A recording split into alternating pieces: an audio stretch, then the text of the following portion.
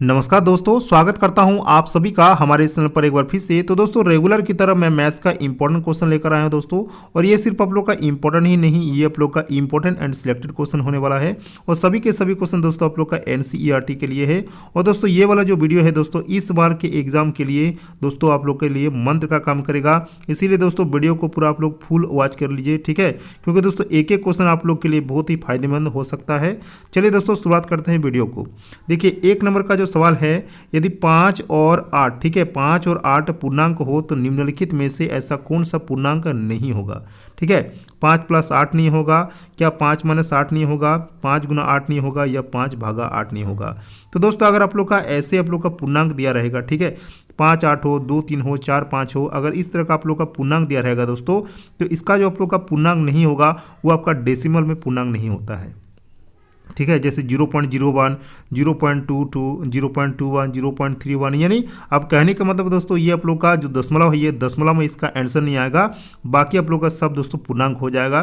तो इसमें आप लोग का कितना आ रहा है, इसमें आप लोग का 13 आ रहा है, ये आप लोग का एक पूर्णांक हो जाएगा। ठीक है, इसमें आप लोग का कितना आ रहा है, इसमें आप लोग का -3 आ रहा है, तो ये भी आप लोग का एक पूर्णांक हो जाएगा। ये वाला कितना आ रहा है दोस्तों, ये आप लोग का 5 × 8 = 40, यानी ये भी एक पूर्णांक हो जाएगा। यहाँ पे आपका कितना आ जाएगा दोस्तों, 5 को अगर 8 से भाग देंगे तो ये आप लोग का 0.42 समथिंग आ रहा है, तो इसमें आ गया आप लोग का दशमलव आ गया। तो ये वाला जो ऑप्शन है दोस्तों आप लोग का ऑप्शन नंबर 4, ये आप लोग का गलत हो जाएगा। ठीक है, ये आपका पूर्णांक नहीं होगा, और आप लोग का ए बी और सी तीनों पूर्णांक है। ठीक है, तो राइट आंसर आपका ऑप्शन डी। चलिए नंबर 2 सवाल, और नंबर 2 में आप लोग का है कि ऐसी परिमेय संख्याएं जो साइन का व्युत्क्रम है। एक ऐसी परिमेय संख्या होता है दोस्तों जो साइन का ही व्युत्क्रम है। ठीक है, देखिए एक होता है आप लोग का एक का अगर व्युत्क्रम निकालेंगे दोस्तों तो 1/1, इसका आंसर कितना आएगा, एक ही आएगा। तो इनमें से हमको ढूंढना है कि कौन सा ऐसा परिमेय संख्या है ना, जिसका जो व्युत्क्रम होगा वो साइन उसका होगा। ठीक है, कौन सा हो जाएगा दोस्तों, यहाँ पर आपका हो जाएगा -1, क्योंकि -1 का अगर व्युत्क्रम करेंगे तो इसका भी तो -1 ही आ रहा है ना। तो कौन सा ऑप्शन हो जाएगा दोस्तों आप लोग का, ऑप्शन नंबर बी यहाँ पर राइट आंसर हो जाएगा। चलिए आगे बढ़ते हैं। नंबर तीसरा में आप लोग का क्या है कि संख्या रेखा पर 3 को, ठीक है, संख्या रेखा पर 3 को शून्य के किस ओर दर्शाया जाता है, किस ओर दर्शाया जाता है दोस्तों। चलिए बाईं ओर दर्शाया जाता है, ऊपर की ओर दर्शाया जाता है, नीचे की ओर दर्शाया जाता है, या दाईं ओर दर्शाया जाता है। देखिए संख्या रेखा कैसे होता है आप लोग का, ऐसे होता है। इधर आप लोग का क्या लिया जाता है दोस्तों, प्लस वाला लिया जाता है, इधर आप लोग का माइनस वाला लिया जाता है। सॉरी, यहाँ पर भी आप लोग का प्लस वाला लिया जाता है, इधर आप लोग का माइनस वाला लिया जाता है। ठीक है, और इधर दोस्तों आप लोग का क्या लिया जाता है, माइनस वाला। ठीक है, तो यहाँ पर जो 3 होता है ये आप लोग का क्या होता है दोस्तों, ये आप लोग का मूल बिंदु होता है। इधर से अगर हम लोग जाएंगे, इधर से अगर बढ़ेंगे तो ये मेरा क्या होता है दोस्तों, आप लोग का प्लस होता है। जैसे यहाँ पर आप लोग का 1 होता है, फिर आप लोग का 2, फिर 3, इस तरह से बढ़ते जाता है ना, इस तरह से होता है। तो यहाँ पर आप लोग का 3 जो है, बोला कि 3 को शून्य के किस ओर दर्शाया जाता है।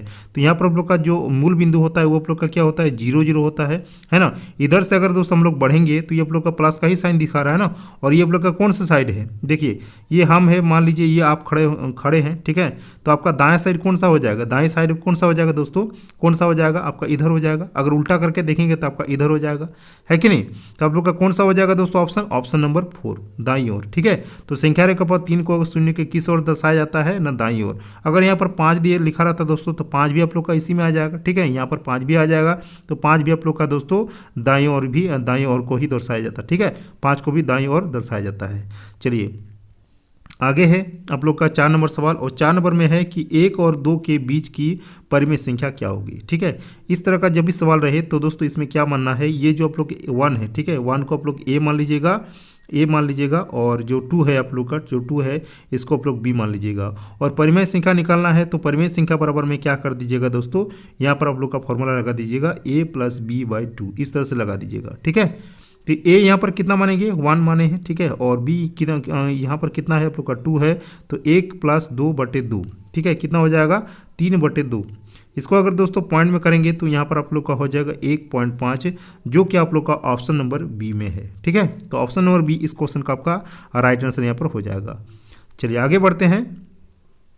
5/6, ठीक है, 5/6 का योज्य प्रतिलोम क्या है, योज्य प्रतिलोम, ठीक है। अगर हम आपको पूछे कि 1 का योज्य प्रतिलोम कितना होगा तो आप कर दीजिएगा दोस्तों -1, ठीक है। अगर करेंगे हम आप लोग को मान लीजिए कि 2/3 का अगर योज्य प्रतिलोम निकालने बोले तो आप लोग क्या कर दीजिएगा -2/3, यानी आप लोग कहने का मतलब दोस्तों इसमें आप लोग का क्या लग जाता है, सिर्फ एक माइनस लग जाता है, ठीक है। सपोज दैट अगर हम आपको बोलें कि -4/5 का योज्य प्रतिलोम कितना हो जाएगा, ठीक है, कितना हो जाएगा दोस्तों, तो यहाँ पर एक माइनस लगा दीजिएगा और इसका भी आप लोग का दिया हुआ है -4/5, तो हो जाएगा दोस्तों माइनस माइनस से प्लस, तो 4/5 इसका योज्य प्रतिलोम निकल जाएगा, ठीक है। इस तरह का हम आप लोग को एग्जाम्पल दिखा दिए।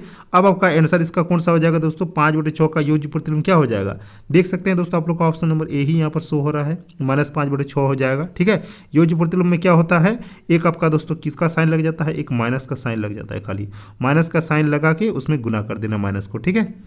चलिए आगे बढ़ते हैं। आगे आप लोग का 6 नंबर सवाल है कि 2p लंबाई, 3p चौड़ाई और 4p ऊंचाई वाले आयतकार बक्से का आयतन क्या होगा, ठीक है। एक आपका आयतकार बक्सा है ना, इस तरह से है, इसका आप लोग का लंबाई दिया हुआ है, उसके बाद चौड़ाई दिया हुआ है और ऊंचाई भी दिया हुआ है। तो यहाँ पर बोला है दोस्तों कि इस आयतकार बक्से का आयतन क्या होगा। तो दोस्तों आयतकार बक्स का जो आयतन होता है वो आप लोग का क्या होता है दोस्तों, यानी आयत का जो आयतन होता है लंबाई गुना चौड़ाई गुना ऊंचाई होता है, ठीक है। तो लंबाई आप लोग का 2p है, उसके बाद चौड़ाई आप लोग का 3p है, उसके बाद ऊंचाई आप लोग का कितना है दोस्तों 4p है। अब इन तीनों को आप लोग गुना कर दीजिए, कितना हो जाएगा, 2 तिया 6, 6 4 कितना हो गया 24, और p और p कितना हो जाएगा दोस्तों, p का क्यूब, यानी p गुना p। तो कौन सा ऑप्शन यहाँ पर राइट आंसर हो जाएगा दोस्तों, ऑप्शन नंबर बी, जो कि आप लोग का है 24p गुना p, ठीक है। चलिए आगे बढ़ते हैं।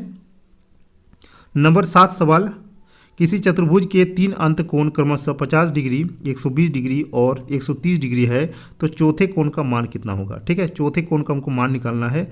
तो देखिए ये आप लोग का चतुर्भुज का एक आपका फिगर है, ठीक है। इसमें आप लोग का मान लीजिए 150 डिग्री है, इसमें आप लोग का मान लीजिए 120 डिग्री है, यहाँ पे आप लोग को मान लीजिए दोस्तों 130 डिग्री है। तो हमको इसका ये वाला जो कोण है यानी चौथा जो कोण है इसको हमको निकालना है, ठीक है। ये वाला जो कोण है इसका हमको निकालना है। तो दोस्तों तीनों कोण जो चारों कोणों का योगफल होता है वो कितना होता है चतुर्भुज का, 360 डिग्री होता है, ठीक है। तो 360 डिग्री में इन सबको प्लस कर दीजिए और इनमें से घटा दीजिए, आपका आंसर आ जाएगा, चौथा कोण का मान निकल जाएगा, ठीक है। तो 120 और 130 और 120 कितना हो गया, 250 हो गया, 250 और 50 कितना हो गया, 300 हो गया। तो 360 में 300 डिग्री को आप लोग घटा दीजिए, आपका आंसर आ जाएगा दोस्तों 60 डिग्री, जो कि आप लोग का ऑप्शन नंबर बी में है, ठीक है। चलिए आगे बढ़ते हैं। नंबर 8, 4 भुजाओं वाला समबहुभुज का नाम लिखिए, ठीक है। 4 भुजाओं वाला, तो देखिए इन सभी में आप लोग का आयत में भी 4 भुजा है, चतुर्भुज में भी 4 भुजा होता है, वर्ग में भी 4 भुजा होता है और समचतुर्भुज में भी 4 भुजा होता है। लेकिन अगर आपको बोले कि इस 4 भुजा वाले समबहुभुज, ठीक है, समभुज मतलब समबहुभुज मतलब क्या दोस्तों, एक ऐसा भुज, एक ऐसा आप लोग का बहुभुज जिसमें आप लोग का जो भुजा होता है वो समान होता है, ठीक है। और वो किस में होता है दोस्तों, वो आप लोग का आयत में होता है, किस में होता है, सॉरी आप लोग का किस में होता है, वर्ग में होता है, ठीक है। ये आप लोग का एक छोटा सा वर्ग हो गया, इसको छोड़ के यहाँ पर भी आप लोग मैं वर्ग आप लोग के लिए खींच देता हूँ। देखिए ये वाला आप लोग का एक वर्ग हो गया, जिसमें आप लोग का क्या होता है दोस्तों, देखिए सभी में जो आप लोग का है सभी में समान भुजा है। तो इसमें समान भुजा है वो आप लोग का कौन सा हो जाता है, वो आप लोग का वर्ग होता है, ठीक है। तो ऑप्शन नंबर यहाँ पर सी इस क्वेश्चन का राइट आंसर यहाँ पर हो जाएगा, ठीक है। तो 4 भुजा वाले समबहुभुज का मान नाम जो होता है दोस्तों वो आप लोग का क्या होता है, वर्ग, जिसको आप लोग स्क्वायर भी कह सकते हैं। चलिए आते हैं 9 नंबर में कि विषम प्राकृतिक संख्याओं के घन हो सकते हैं। विषम प्राकृतिक संख्याओं के जो घन होते हैं वो क्या होते हैं, एक केवल सम संख्या होते हैं, केवल विषम संख्या होते हैं, दोनों होते हैं, या सम और विषम दोनों में से कोई नहीं है, ठीक है। विषम प्राकृतिक संख्या यानी कौन सा हो गया दोस्तों, जैसे विषम प्राकृतिक संख्या आप लोग का 3 हो गया है ना। इसका अगर घन निकालेंगे तो घन मतलब क्या, इसका क्यूब, ठीक है। तो यहाँ पर अगर घन निकालेंगे कितना हो जाएगा, 3 गुना 3 बराबर में कितना हो जाएगा आप लोग का 27। तो 27 क्या हो जाता है दोस्तों, आप लोग का एक विषम संख्या है। तो ऑप्शन नंबर बी इस क्वेश्चन का आपका राइट आंसर हो जाएगा। अब दूसरा कोई एग्जांपल उठा के देख लीजिए, मान लीजिए यहाँ पे आप लोग का 5 ले लेते हैं, ठीक है। 5 भी एक आप लोग का विषम संख्या है। तो 5 का क्यूब करेंगे तो कितना हो जाएगा, 5 गुना 5 और बराबर में कितना आ जाता है दोस्तों, 125 आ जाता है। तो 125 भी आप लोग का क्या है, एक विषम संख्या है। तो आप लोग का ऑप्शन नंबर बी ही यहाँ पर राइट आंसर हो जा रहा है। चलिए आगे बढ़ते हैं। नंबर 10, नंबर 10 में है कि 3:4 को प्रतिशत में मान इसका क्या होगा, इसको हमको निकालना है। ठीक है, देखिए इसमें इजी और मॉडरेट टाइप का भी आपको क्वेश्चन यहाँ पर देखने मिल रहा है। ठीक है, तो ये वाला जो सेट है दोस्तों आप लोग अच्छे से इस वीडियो को देख लीजिए और जितना भी क्वेश्चन है दोस्तों आप लोग कॉपी में अपना नोट कर लीजिए। तो 3/4 को प्रतिशत में करना है तो 3/4 करेंगे इस तरह से, और प्रतिशत में चूंकि बोला है, यहाँ पर प्रतिशत में बोला है तो प्रतिशत के लिए दोस्तों आप लोग का 100 गुना हो जाता है। ठीक है, और यहाँ पे दोस्तों क्या हो जाएगा, कट जाएगा, ये कितना बार में कट जाएगा, 25 बार में कट जाएगा, और 3 को 25 से गुना करेंगे तो 75% आंसर हो जाएगा, जो कि आप लोग का ऑप्शन नंबर कितना में है दोस्तों, ऑप्शन नंबर सी में है। चलिए आगे बढ़ते हैं। नंबर 11, नंबर 11 में आप लोग का क्या है कि 2 की घात 5 का मान कितना होगा। ठीक है, घात हम लोग किसको बोलते हैं दोस्तों, घात हम लोग इसको बोलते हैं, ये वाला इसको बोलते हैं दोस्तों घात। ठीक है, यहाँ पर मान लीजिए कि n आप लोग का घात है, तो यहाँ पर बोला है कि 2 की घात, यानी 2 की घात, यानी इस तरह से करेंगे 2 की घात कितना, 5 का मान कितना होगा, यानी 2 को हमको कितना बार लिखना है, 5 बार लिखना है। चलिए लिख दीजिए 1 2, उसके बाद 3, उसके बाद आप लोग का 4, उसके बाद दोस्तों 5, तो कितना हो जाएगा, 2 दूनी 4, 4 दूनी 8, 8 दूनी 16, 16 दूनी 32, यानी 32 इस क्वेश्चन का राइट आंसर हो जाएगा, जो कि आप लोग का ऑप्शन नंबर बी में यहाँ पर आपका राइट आंसर हो जाएगा। चलिए आगे बढ़ते हैं। नंबर 12, 3267 के घन का इकाई अंक क्या होगा। ठीक है, के घन का इकाई अंक, देखिए 3267 का अगर हम लोग इसका घन निकालेंगे, ठीक है, घन निकालेंगे तो इसका इकाई अंक जो होगा वो क्या होगा, वो हमको निकालना है यहाँ पे। तो दोस्तों इतना बड़ा जो संख्या है इसको अगर 3 बार हम लोग गुना करेंगे तो बहुत ज़्यादा टाइम लग जाएगा। इसके लिए दोस्तों क्या तरकीब है, इसके लिए आप लोग एक फॉर्मूला लगा सकते हैं। ये जो इकाई अंक आप लोग देख सकते हैं 7, ठीक है, इसका दोस्तों हम लोग को क्या करना है, 3 बार इसको गुना कर दीजिए। ठीक है, 3 बार यहाँ पर गुना कर दीजिए, यहाँ पर बोला भी है, देखिए 3 बार हमको करना है। तो 7 को अगर 3 बार गुना कर देंगे, 7 गुने 7 गुने 7 कितना हो जाएगा, 7 7 49, और 7 को अगर 49 से गुना करेंगे तो 7 9 63, 4 7 28 और 6 कितना हो गया, 28 और 6 हो गया 334, यानी 343 हो रहा है। कितना हो रहा है, 343। तो इसका इकाई अंक कितना हो जाएगा, देखिए यहाँ पर इकाई अंक आपको आप लोग का है, तो इकाई अंक कितना हो जाएगा, इकाई अंक आप लोग का कौन सा हो जाएगा दोस्तों, इकाई अंक आप लोग का ऑप्शन नंबर कितना हो जाएगा, ऑप्शन नंबर सी। चलिए आगे बढ़ते हैं। नंबर 13, और 13 नंबर में आप लोग का है कि निम्नलिखित में से कौन सी संख्या पूर्ण घन नहीं है। ठीक है, देखिए 1 को हम लोग कैसे लिख सकते हैं, 1 गुना 1 गुना 1, इसका तो पूर्ण घन हो गया। 8 को हम लोग लिख सकते हैं 2 गुने 2 गुने 2, ये भी आप लोग का 8 हो गया। 27 को हम लोग लिख सकते हैं दोस्तों 3 गुने 3 गुना 3। ठीक है, और दोस्तों 16 यहाँ पर जो है, 16 आप लोग जो देख सकते हैं, 16 को लिख सकते हैं क्या, 2 गुने 2 गुना 2 लिख सकते हैं, नहीं लिख सकते हैं, ये तो आप लोग का 8 हो रहा है। क्या 3 गुना 3 लिख सकते हैं, वो भी आप लोग का 27 हो रहा है। 4 गुना 4 गुना 4 अगर करेंगे तो आप लोग का 64 हो जाएगा, ये भी आपका नहीं होगा। तो 4 दोस्तों आप लोग का क्या है, एक पूर्ण घन नहीं है, ये आप लोग का एक, ये आप लोग का क्या है दोस्तों, ये आप लोग का एक सम संख्या भी इसको कह सकते हैं। ये वाला आप लोग का एक दोस्तों क्या है, और आप लोग का ये स्क्वायर रूट इसका अगर निकालेंगे 16 का, तो ये आप लोग का 4 निकल जा रहा है, जो कि आप लोग का एक पूर्ण परिमेय संख्या भी है और पूर्ण संख्या भी। ठीक है, तो ऑप्शन नंबर सी इस क्वेश्चन का आपका यहाँ पर राइट आंसर हो जाएगा, क्योंकि 16 आप लोग का एक पूर्ण घन नहीं है। ठीक है, चलिए आगे बढ़ते हैं। नंबर 14, और नंबर 14 में आप लोग का क्या है, यदि किसी समकोण चतुर्भुज के लंब का मान 6 सेमी तथा आधार का मान 8 सेमी, तो उस समकोण चतुर्भुज के कर्ण का मान क्या होगा। ठीक है, ये आप लोग का एक समकोण चतुर्भुज है, मान लीजिए। ठीक है, समकोण चतुर्भुज बोला है, तो इस तरह से आप लोग को खींचना है। ठीक है, यहाँ पे ये वाला कर दीजिएगा दोस्तों, ये समकोण त्रिभुज है। ठीक है, ये 90 डिग्री आप लोग का हो गया। यहाँ पर आपको बोल रहा है कि आधार का मान जो दिया हुआ है वो कितना दिया हुआ है, 8 दिया हुआ है, 8 सेमी दिया हुआ है, और आप लोग का जो लंब का मान दिया हुआ है, यानी जो लंब का मान दिया हो ये वाला कितना दिया हुआ है, 6 सेमी दिया हुआ है।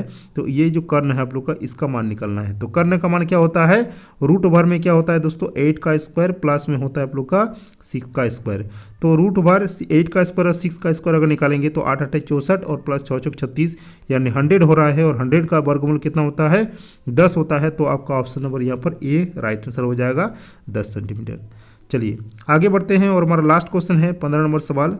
देखिए 1529 क्या है, क्या ये एक परिमेय संख्या है, क्या ये एक अपरिमेय संख्या है, क्या यह एक पूर्ण संख्या है, क्या यह एक रामानुजन संख्या है। तो दोस्तों 1529 जो है वो आप लोग का एक रामानुजन संख्या होता है। तो यहाँ पर दोस्तों हम लोग का जो 15 क्वेश्चन था वो दोस्तों हम लोग क्लियर कर लिए। ठीक है, यानी कंप्लीट कर लिए। तो दोस्तों इसमें से आप लोग का कितना राइट हुआ और कितना दोस्तों रॉन्ग हुआ, ये दोस्तों आप लोग कमेंट बॉक्स में भर दीजिए। और मिलते हैं दोस्तों नेक्स्ट वीडियो में किसी और टॉपिक के साथ। तब तक के लिए जय हिंद, वंदे मातरम।